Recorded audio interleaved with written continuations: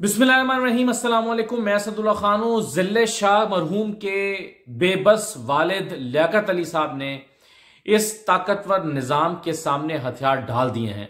हथियार ना डालते तो क्या करते? हमने हमेशा देखा है कि एक मजबूर बाप जो है वो बेबस हो जाता है। न जाने कैसे उसकी काउंसलिंग होती है, न जाने कैसे उसका ब्रेन वॉश होता है, न जाने क्या कुछ उसको कहा जाता है कि उसके नर्व्स टूट जाते हैं। वो पहले थकावट का शिकार होता है, वो दो दो दिन का जागा हुआ होता है। ऐसे में जब उस पर दबाव आता है, न जाने उसको कौन क्या कहता है कि वो अपना बयान बदल लेता है।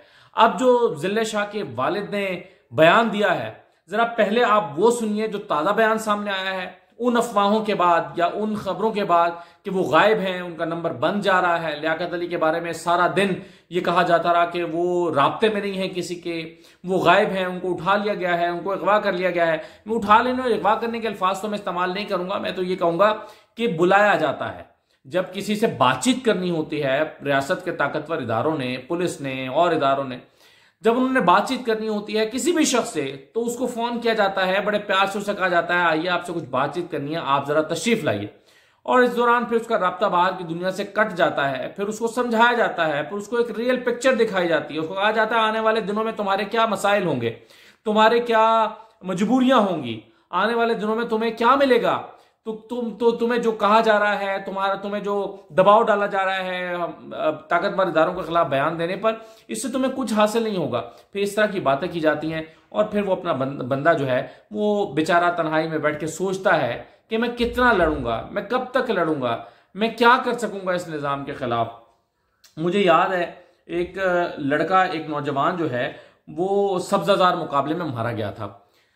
सब्जाजार मुकाबले में वो शख्स मारा गया, नौजवान, 5 नौजवानों को पुलिस मुकाबले में। आपको पता है शहबाज शरीफ साहब का जो दौरे हुकूमत था, सब्जाजार बड़ा मशहूर केस है सब्जा बाजार, उसमें 5 मुबैना डाकुओं को सब्जाजार में ले जाके कत्ल कर दिया गया। पुलिस मुकाबले में, जाली मुकाबले में मार दिया गया। और फिर कहा गया कि ये इनके साथियों ने इनको छुड़वाने की कोशिश की गई, निशानदेही पर इनको ले जाया जा रहा था, निशानदेही के लिए, अपने साथियों को निशानदेही के लिए ले जाया जा रहा था। पुलिस एहलकारों ने जो है वो कुछ रास्ते में कुछ लोगों ने पुलिस एहलकारों पर हमला किया, पुलिस पार्टी पे हमला किया और पुलिस पार्टी के जवाबी कार्रवाई में सारे मारे गए। अब वो जो नौजवान मारे गए थे उनमें से एक लड़का जो था वो मेरा मोहल्लेदार था और उसके वालिद जो है वो सारी उम्र, मरने से पहले तक बुजुर्ग आदमी थे। ये जो लियाकत अली साहब है इनसे भी बुजुर्ग थे। वो कहा करते थे कि ये मेरा बेटा चोर डाकू नहीं था, मेरा बेटा जो है वो गलत फहमी में उठाया गया और उसके बाद उसको मार दिया गया। हो सकता है उसके वालिद गलत कहते हो सकता है वो चोरी में मुलव्वस हो, लेकिन ये बात ठीक है कि वो पुलिस मुकाबला जाली था। और मरने तक वो मुझे रोज आके स्टोरियां सुनाते थे कि मैं जब जब चीफ जस्टिस को या किसी इदारे को खत लिखता हूं कि मेरे बेटे का इंसाफ दिया जाए, तो तब जो है वो चीफ मिनिस्टर के कुछ लोग मेरे घर आ जाते हैं और आकर मुझे डराते धमकाते हैं। ये वो मुझे आके रोज सुना, मेरे मोहल्लेदार थे, हर थोड़े दिन बाद मेरे पास आ जाया करते थे। मैं उस वक्त एक्सप्रेस न्यूज में हुआ करता था, मैं न्यूज एंकर था, एक्सप्रेस न्यूज में हुआ करता था। तो मुझे वो आके स्टोरी सुनाते थे और मुझे कहते थे मेरी मदद करो।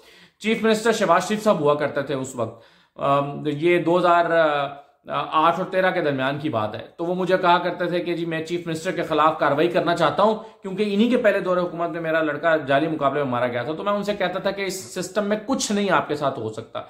और फिर वही हुआ, वो बूढ़ा आदमी जो है वो अपनी मौत मर गया अपना वक्त पूरा करके, लेकिन बेटे का गम दिल में लेकर मरा। इसी तरह से नकीब जो है वो क्या नाम था उसका, नकीबुल्ला महसूद, वो अनवार वाला, उसका बाप भी बेचारा उसी गम को लेकर मर गया। अब ये बूढ़ा शख्स है, इसके दिल में बेटे की मौत का गम बैठ गया है और ये जानलेवा गम होता है। ये किसी बूढ़े को लेकर जाता है, ये मौत तक ये गम खत्म नहीं होता। और ये जो बूढ़ा लियाकत अली है ये मौत मरते तक अपने बेटे का लाशा और उस पर तशद्दुद का दुख भुला नहीं सकता। एक सोचिए कि बच्चे को जब चोट लगती है, उंगली में चोट लग जाती है किसी बच्चे को, आप में से जो लोग साहिब औलाद हैं वो इस बात को समझ सकते हैं कि अगर आपके बच्चे को जुकाम हो जाए और रात को सो ना सके तो वालिद को तकलीफ होती है कि मेरे बच्चे को रात जुकाम रहा है और ये सो नहीं सका। उंगली में कट लग जाए तो उसको तकलीफ होती है कि छोटा सा मामूली सा कट लग गया है मेरे बच्चे को। तो अब एक ऐसा बूढ़ा शख्स जो ये कहे कि मैंने अपने जब बेटे को गुस्ल दिया तो उसकी खोपड़ी टूटी हुई थी तशद्दुद से, तो आप सोचिए वो किस किस्म का गम लेकर दिल में बैठा होगा। और उसको इस बात से भी कोई शायद गरज ना हो कि इसको इंसाफ मिलता कि नहीं मिलता, उसका दुख बड़ा है। अब देखिए जब वो ये बूढ़ा लियाकत अली जब मंजर आम पर आया है तो इस शख्स ने क्या कहा है, मैं आपको इसका एक जो अभी ताज़ा बयान है वो सुनवा देता हूँ, ज़रा सुनिए। कोई उसमें इन्वॉल्व नहीं है, ना मैं सीएम साहब को इन्वॉल्व करना चाहता हूँ, ना डीआईजी को, ना आईजी को, ना एसएचओ को, ना किसी और को, क्योंकि मैं आई विटनेस ही नहीं हूँ किसी को ख़राब करूँ। मैंने अल्लाह के पास जाकर जवाब नहीं देना, मैंने देना वहाँ पर भी जवाब देना, कोई नहीं ऐसा। वो लिखी गई है at the time of when I was so upset. वो कहते हैं कि उसकी शायद लिखी गई है और मैं किसी को इसमें कोई मुलव्वस नहीं था, इसमें कोई मुलव्वस नहीं था, वो ये कहते हैं। अच्छा, इनके जो कल के बयान था उन सारे बयान को आप इस बयान से मिलाकर देखें तो ये बयान मैच नहीं करता। ऐसा लगता है कि वो बयान कुछ और थे या किसी और इंसिडेंट के बारे में थे और ये बयान किसी और इंसिडेंट के बारे में। मैं इनके कल के बयान आपको दिखाता हूं, लेकिन और फिर डॉट्स को कनेक्ट करते हैं कि क्या हुआ। लेकिन पहले ये देखिए कि ये जो लियाकत अली साहब हैं ये कह रहे हैं कि इसमें कोई मुलव्वस नहीं था। मुझे एक इंडियन मूवी याद आ गई, नो वन किल्ड जेसिका। उसमें एक लड़की जेसिका मारी जाती है, उस फिल्म की कहानी यह है। फिर मुकदमा चलता है और अदालत ये बयान दे देती है कि नो वन किल्ड जेसिका। अखबार में हेडिंग लगती है, सुर्खी लगती है कि किसी ने जेसिका को नहीं मारा, नो वन किल्ड जेसिका। हालांकि जेसिका मारी गई थी। उस पर फिर प्रोब नए सिरे से प्रोब होती है, उसमें एक जर्नलिस्ट उस पर काम करना शुरू करती है। वो पूरी स्टोरी जो है वो इस तरह की है। तो इसमें भी ये कहा जा रहा है कि नो वन किल्ड जिल्ले शाह, जिल्ले शाह को किसी ने नहीं मारा। जिल्ले शाह फिर कैसे मर गया, उसकी सर की हड्डियां, खोपड़ी की हड्डियां कैसे टूट गईं। अब आप जरा इसको देखिए कि ये जो इन्होंने बयान दिए हैं, कल मसलन ये कह रहे थे कि बिलाल ने अपने भाई को फोन किया, अली बिलाल ने यानी जिल्ले शाह ने अपने भाई को फोन किया कि मैं पकड़ा गया हूं, और फिर थोड़ी देर बाद तला आई कि वो मारा गया है। तो एक बयान उनका कल का ये है। फिर वो कहते हैं, कल उन्होंने एक और स्टेटमेंट दी कि हमारी तो एफआईआर ही दर्ज नहीं हुई, पुलिस ने अपनी मुकद्दमियत में दर्ज कर दिया, मेरी तो एफआईआर ही दर्ज नहीं हुई। तो एक भाई आदमी जिसका बेटा मारा गया उसकी एफआईआर फिर क्यों दर्ज नहीं हुई अगर पुलिस गिल्टी नहीं है, और वो रोड एक्सीडेंट में अगर मारा गया है फोर्ट्रेस के पुल पे, जैसा कि पुलिस इसको करार देने की कोशिश कर रही है, तो अगर उसको रोड एक्सीडेंट में मारा गया है तो फिर उसकी एफआईआर उसके वालिद की मुद्दत में दर्ज क्यों नहीं हो रही।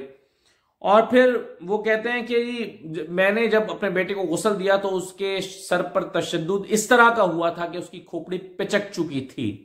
ये उन्होंने स्टेटमेंट दी है। फिर जो आज पुलिस से सोर्सेस हमारे सामने आ रहे हैं वो ये है कि जी ये तो फोर्ट्रेस स्टेडियम के करीब एक हादसा हुआ और उस हादसे में ये शख्स मारा गया, जिल्ले शाह अली बिलाल मारा गया और इसको वहां पर जो है वो सर पे जख्म आया और मारा गया। यानी पुलिस इसको एक हादसा करार देने की कोशिश कर रही है। लेकिन क्या ये एक हादसा है?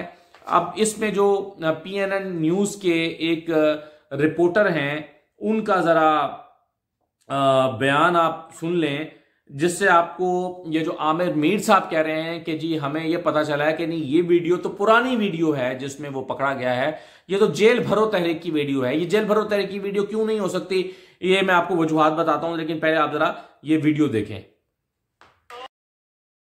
क्या हाल है शाह जी, आपको भी पकड़ लिया? तो फिर अब क्या रहता है आपका? कोई बात नहीं, खास की खातिर जान भी देने को तैयार हो। खान के लिए जान भी हाजिर है। आप कितने लोग हैं टोटल? 10 लोग शाहबाग से आए हूँ मैं। और पकड़ा किधर से इन्होंने? जमान पार्क के पास से हम खड़े थे, पकड़ के कर दिया उन्होंने। अच्छा, अब ये जो है इसमें एक तो ये रिपोर्टर का नाम क्या, जुहैब काज़मी, इनका जुहैब काज़मी। अब ये जुहैब काज़मी साहब जो हैं, एक तो ये जुहैब काज़मी साहब कहते हैं कि ये फुटेज मैंने बनाई है और ये फुटेज मैंने जमान पार्क के सामने से उस वक्त बनाई है जब ये ऑपरेशन हो रहा था। यानी ये जेल भरो तहरीक की पुरानी वीडियो नहीं है। तो पहली दलील तो यह है कि रिपोर्टर खुद कह रहा है कि मैंने इस वीडियो को उस वक्त बनाया है कि जिस वक्त जो है वो जमान पार्क के बाद ये ऑपरेशन चल रहा था, यानी 4:20 पर यह वीडियो बनाई गई है। अच्छा, दूसरी दलील इसमें यह है कि उसने पूछा आपको कहां से पकड़ा है, तो जिल्ले शाह कहता है कि मुझे जमान पार्क से पकड़ा है।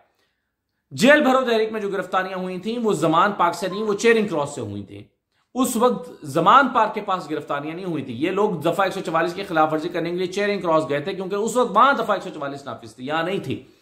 तो वो उस वक्त गिरफ्तारियां वहां पर हुई थी, ये वो लोग नहीं है, क्योंकि वो लोग जो हैं वो तो काफी दिन तक, जितने भी, तीसरी दलील यह है कि उस वक्त जितने लोग पकड़े गए थे वो काफी दिन तक गायब रहे थे। ये अगर इसको उस वक्त पकड़ा गया होता तो ये अब जमान पार्क के सामने मौजूद ना होता, या पिछले कई दिन से जो सारे सहाफी देख रहे हैं उसके इंटरव्यूज कर रहे हैं, जमान पार्क के साथ कर रहे हैं। अगर जेल भरो तहरीक में ये जो जिले शाह पकड़ा गया था तो फिर ये जमान पार्क के बाहर क्या कर रहा था? फिर तो ये अटक में होता, या यहाँ हाफजाबाद में होता, या मियाँ वाली में होता, या किसी दूर दराज की जेल में होता जहां पर बाकी कारकुनों को रखा गया था। तो फिर जिले शाह यहां तो ना होता। तो ये तमाम दलाइल साबित करते हैं कि अली बिलाल उर्फ जिले शाह को जमान पार्क से गिरफ्तार किया गया। और ये वीडियो जो है ये पुरानी वीडियो नहीं है, ये वीडियो उसी वक्त की वीडियो है कि जिस वक्त जो है ये जमान पार्क में ऑपरेशन चल रहा था। तो अब ये जो इनके वालिद लियाकत अली साहब हैं, इनके आपस ये जो बयानात हैं वो मैच नहीं कर रहे। और फिर ये जो बयान अभी मैंने आपको सुनवाया, ये जरा तस्वीर देखें, इसमें गौर करें कि किन दो चैनल्स के माइक लाए गए हैं इसका बयान रिकॉर्ड करने के लिए। एक का नाम जियो है और दूसरे का नाम 24 है। जी हां, 24 जो कि मोहसिन नकवी साहब का चैनल है। ये दो चैनल्स के माइक यहां पर बुलवाए गए हैं ताकि लियाकत अली साहब का बयान रिकॉर्ड करके टीवी को जारी किया जा सके, चलवाया जा सके, नशर किया जा सके, सोशल मीडिया पर फेंका जा सके। तो ये जो बयान है कि जी मैं किसी को मुलव्वस नहीं समझता, नो वन किल्ड जेसिका, किसी ने मेरे बेटे जिले शाह को नहीं मारा, तो मैं किसी को जिम्मेदार, ना मैं एसएचओ को जिम्मेदार समझता हूं, ना डीआईजी को समझता हूं, ना चीफ मिनिस्टर को समझता हूं। तो ये वो सारा बयान, इसका एक पर्सपेक्टिव जो है वो आपको पता होना चाहिए। कल तक अली बिलाल के वालिद लियाकत अली साहब कह रहे थे कि इसको जो है वो पहले यानी खुद तस्दीक कर रहे हैं कि मेरे बेटे को पहले गिरफ्तार किया गया, उसने फोन किया अपने दोस्त के मोबाइल से कि मुझे पकड़ लिया गया है, और थोड़ी देर बाद उसकी मौत की इत्तला आ गई। तो ये जो बाकी सारा ड्रामा है कि जी ये एक्सीडेंट हो गया, फोर्ट्रेस स्टेडियम, वही फोर्ट्रेस वो क्या करने चला गया जब जमान पार्क से पकड़ा गया, फोर्ट्रेस वो खुद कैसे पहुंच गया? और फोर्ट्रेस के ब्रिज के ऊपर अगर उसका एक्सीडेंट हुआ है तो फिर वो उसकी कोई फुटेज होनी चाहिए। फोर्ट्रेस का पुल पर तो कैमरे लगे हुए हैं, उसकी कोई जो है वो फुटेज होनी चाहिए। और फिर नामालूम अफराद, अगर वो एक्सीडेंट हुआ है तो वो छोड़ के क्यों भाग गए, और अभी तक आप उस गाड़ी को ट्रेस क्यों नहीं कर सके? नाम पता नहीं कौन से आपने फर्जी बंदे पकड़ लिए हैं। तो ये जी सूरत हाल थी सारी, और सारी तैयारी जो है वो की जा रही है। अच्छा, एक और बात मैं आपको बताऊं कि एक तरफ ये कहा जा रहा है कि इमरान खान पर पर्चा काटा गया कि इमरान खान इसके कत्ल के जिम्मेदार है, दूसरी तरफ इसको पुलिस हादसा करार देने, इसको ट्रैफिक हादसा करार देने की तैयारी मुकम्मल है।